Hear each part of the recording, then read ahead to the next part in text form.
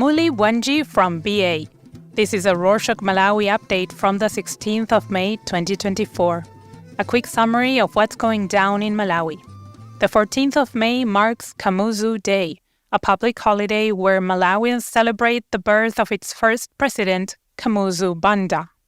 To commemorate the day, President Chakwera led celebrations at Kamuzu Stadium in Blantyre. Activities included traditional dances and live performances by music artists such as the Black Missionaries and Pixie. The event was free, so many people spent their afternoon in the stadium.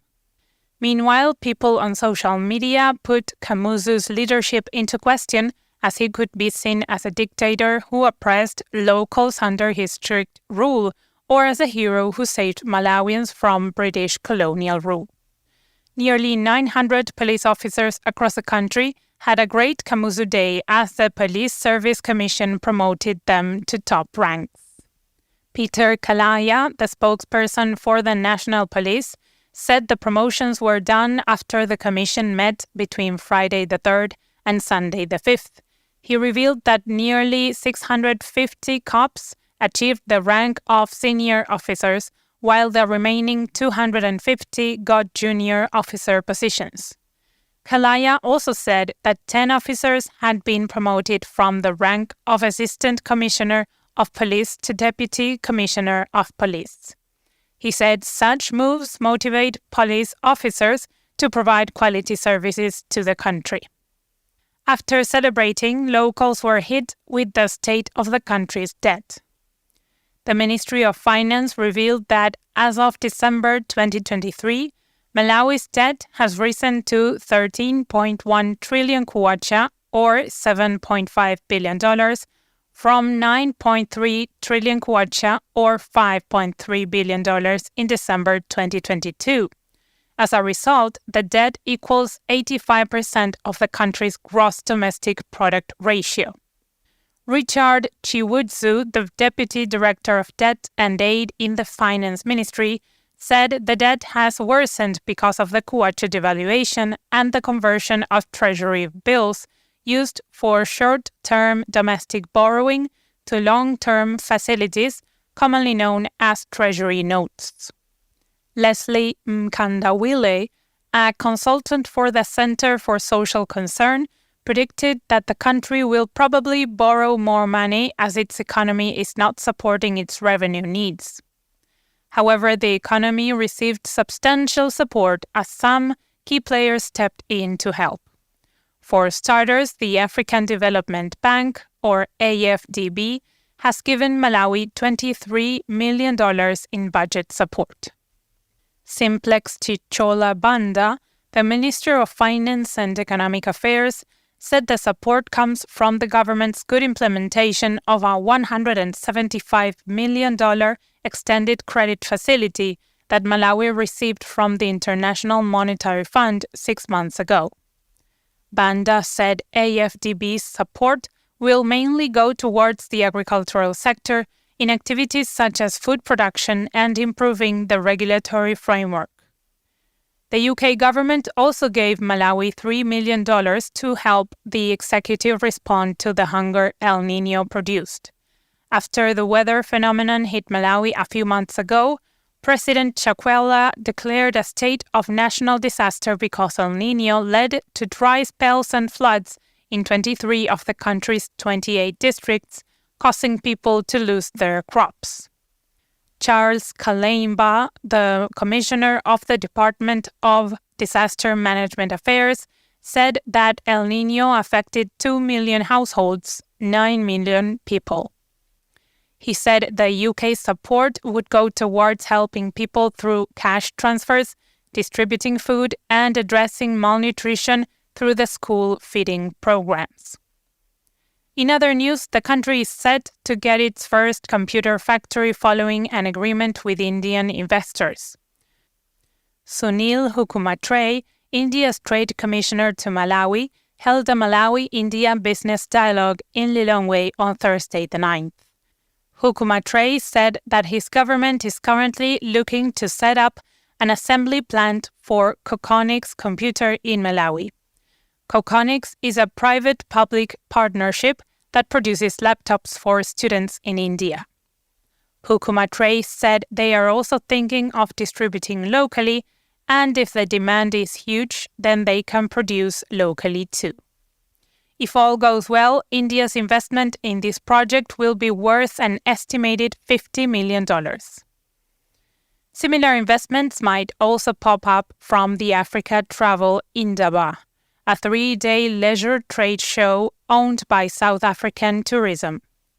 It provides a platform for tourism players across the globe to market their products and services. It kicked off with a starter event, a business opportunity networking day on Monday the 13th. The actual showcase, however, will run from Tuesday the 14th to Thursday the 16th in Durban, South Africa. Vera Kamtukule, the Minister of Tourism, said there are 11 local brands at the event. These include the Umotsi Park, Sunbird Hotel and Tourism, and Club Makokola Retreat. There are other players waving the Malawian flag on global fronts. Tabitha Chawinga, a celebrated footballer, won the Union des Nationales Professional Footballers, or UNFP, Women's Player of the Season, and the Best Forward Award in the French Women's League, known as the D1 Arkema. Her male counterpart was Kylian Mbappé, who won the UNFP Men's Player of the Season award. Throughout the Kamuzu holiday, when the news came out, locals kept sharing pictures of Chawinga with Mbappé. Meanwhile, Brody Mauluka is the first Malawian to become a mayor in the UK. Mauluka, a publican and musician, was elected as the deputy mayor of Farnham at the Farnham Town Council meeting held last week. This happened just 2 weeks after he won elections to join the council. President Chakwera and the First Lady have since congratulated Mauluka on his historic win.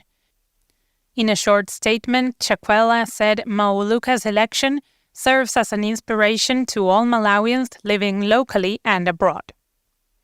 In our previous episode, we mentioned that the Israeli government deported some locals who had gone to work on Israeli farms because they escaped their designated employment stations and got higher-paying jobs elsewhere.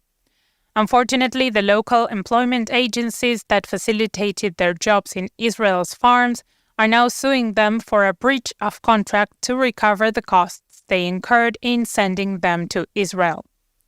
Justice Kangulu, the managing director of the Workers for Arava Farmers, said the workers' contracts obliged them to pay back some of the incurred costs, which include visas and air tickets. He said they will remain liable until those costs are refunded. Kangulu said these costs were supposed to be deducted from the workers' payment for 9 months. While he refused to disclose the actual costs the employees have to pay them, local news said the workers may be expected to pay around $5,000 each. The First Discount House, or FDH, bank will close some of its service centers in Lilongwe, namely Bangula, Mtuntama, Chilinga, Crossroads, and Kamuzu International Airport between the 31st of May and the 31st of July. According to a statement released on Monday the 13th, the closures align with their new strategy to optimize their service center network. Clients affected by these closures will have their accounts migrated to another nearest FDH bank. The bank promised to contact them too. To get more information, you can call, email, or send a WhatsApp message to the FDH. Check out the details in the show notes. And to wrap up this edition with some exciting news, Malawi will host a World Cup qualifier match between Kenya and Burundi in Lilongwe on the 7th of June. Kenya was supposed to host the game but couldn't because it doesn't have stadiums approved by FIFA. Malawi's Sivo Stadium was approved a few years ago when the country had to host some matches of the Africa Cup of Nations. And that's it for this week. Thank you for joining us.